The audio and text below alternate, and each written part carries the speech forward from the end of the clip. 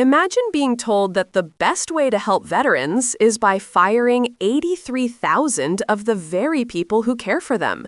That's the battle we just witnessed between Senator Richard Blumenthal and Doug Collins, and it raises one of the biggest questions about America's promise to veterans. Is this about saving money or saving lives? Thanks, Mr. Chairman. I listened to you recite those problems that you encountered. Not a single one of them will be solved or addressed by slashing the VA workforce by 83,000 people. Putting those workers on the chopping block fails to address one single aspect of any of the problems that you have brought to this committee or that you encountered. Are you aware, Mr. Secretary, that the VA changed the way it calculates wait times in 2022? The information I gave you was as of our current VA system. The information you gave us is deceptive and misleading because the VA changed the way it calculates wait times in 2022. In addition, because it begins in 2021 at a time when a lot of VA patients were coming back to the VA after COVID in 2022.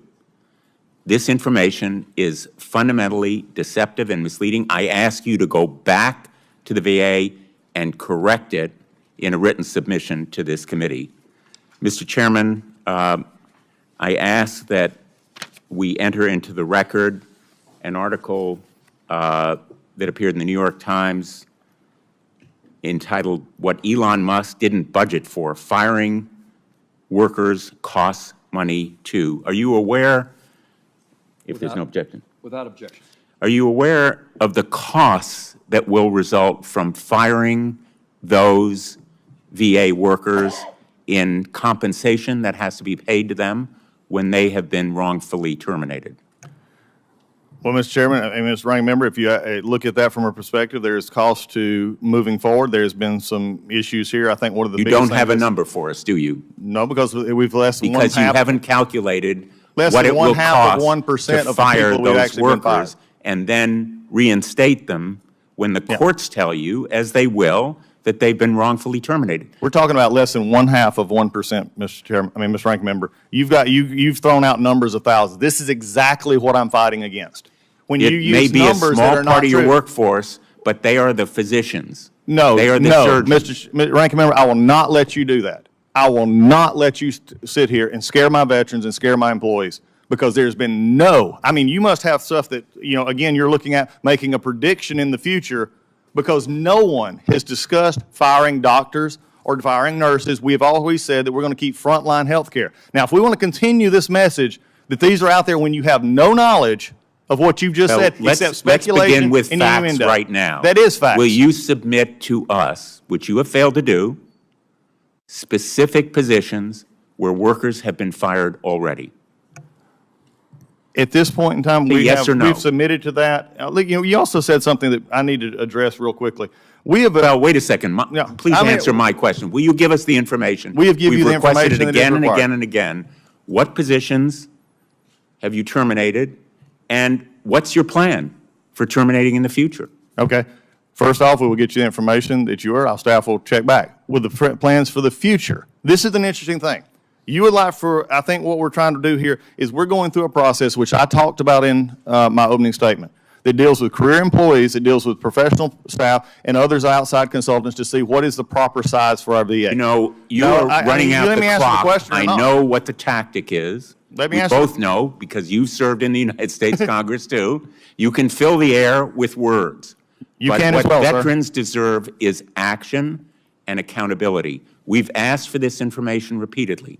You've said you are firing 83,000 people. If you fire the people who have been hired in the last 5 years, you will be firing physicians, nurses, surgeons, counselors, workers who are front line.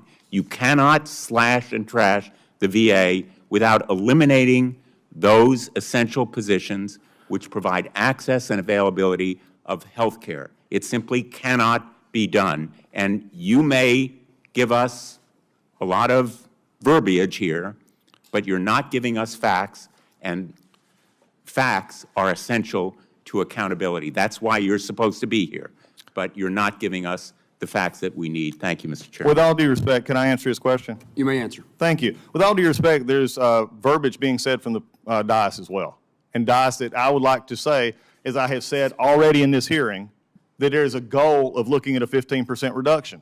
You have stated on several occasions already that I'm saying we're going to fire 83,000 employees. That is wrong. I would appreciate that being corrected, because that's not true.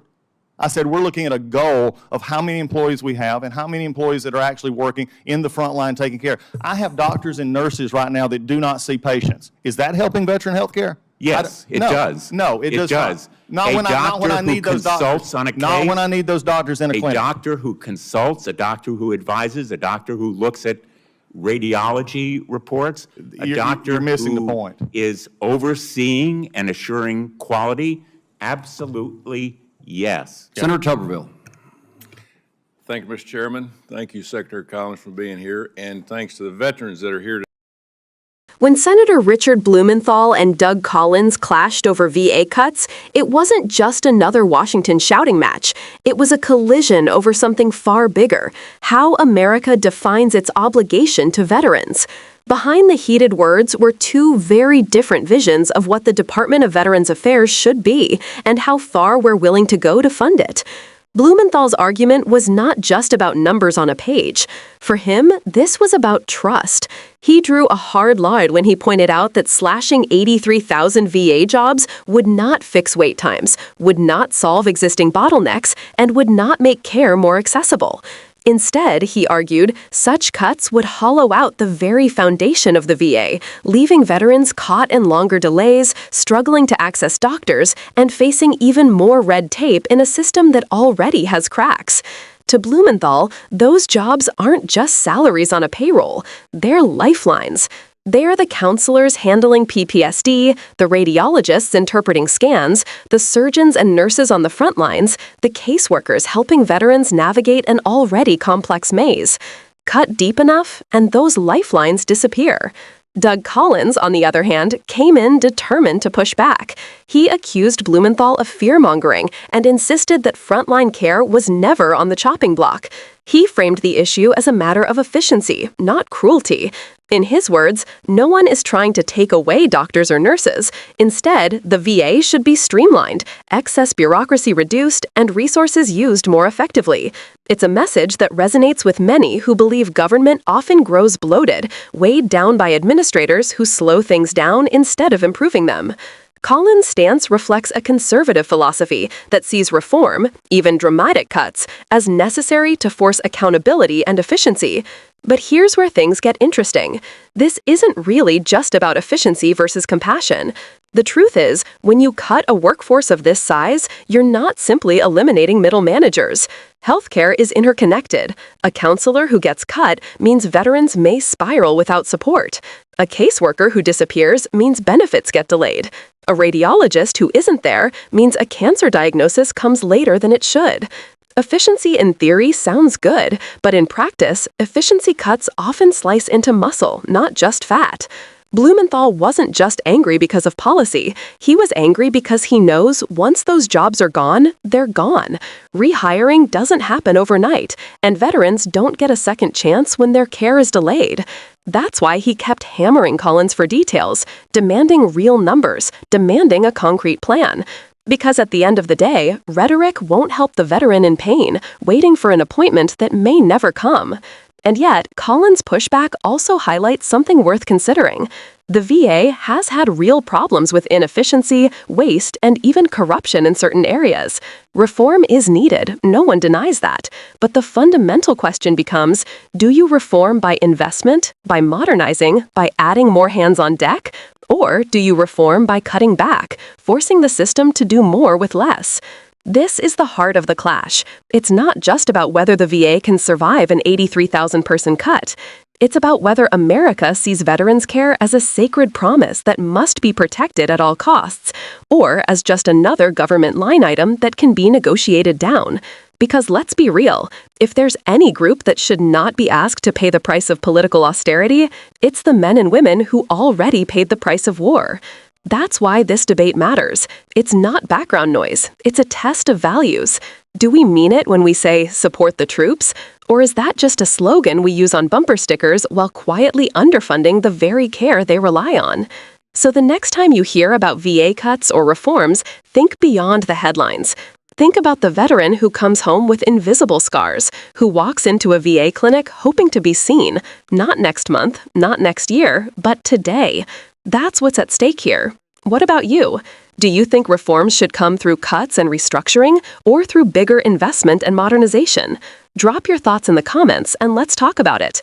And if you want to keep following the big debates shaping veterans care, Washington politics, and the promises made to those who served, make sure to subscribe so you don't miss the next breakdown.